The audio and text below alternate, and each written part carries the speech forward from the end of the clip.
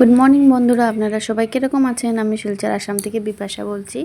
আপনারা কে কোথা থেকে দেখছেন আমাকে প্লিজ কমেন্ট করে জানাবেন। এই যে আমি স্কুলের জন্য বেরিয়ে গেলাম। এই দেখুন তুলসী মঞ্চটার উপরে জবা গাছগুলো কত ভালো লাগছে।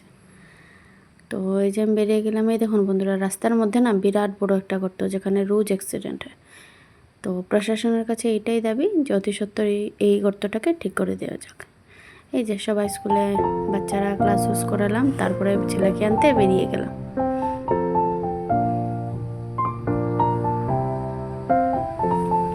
তো বন্ধুরা প্লিজ আপনারা সাবস্ক্রাইব করবেন, কমেন্ট করবেন, লাইক করবেন। আপনারা থাকলেই তো আমি বেরোতে পারবো।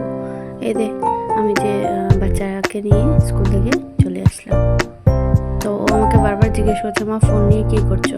তোকে আমি দেখালাম যে না আমি ভিডিও করছি। তারপরে আস্তে আস্তে উপরে চলে যাচ্ছে।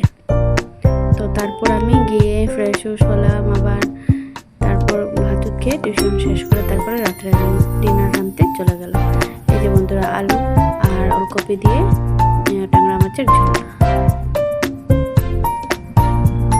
তারপরে আমি কড়াইতে মেথি দিলাম, তারপরে পেঁয়াজ দিলাম। পেঁয়াজটাকে হালকা ব্রাউন হওয়া পর্যন্ত আমি রান্না করলাম।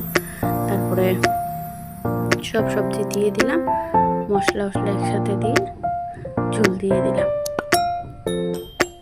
এই যে দেখুন সব মশলা দিয়ে ঝোল দিয়ে দিলাম। তারপরে আমাদের রান্না রেডি।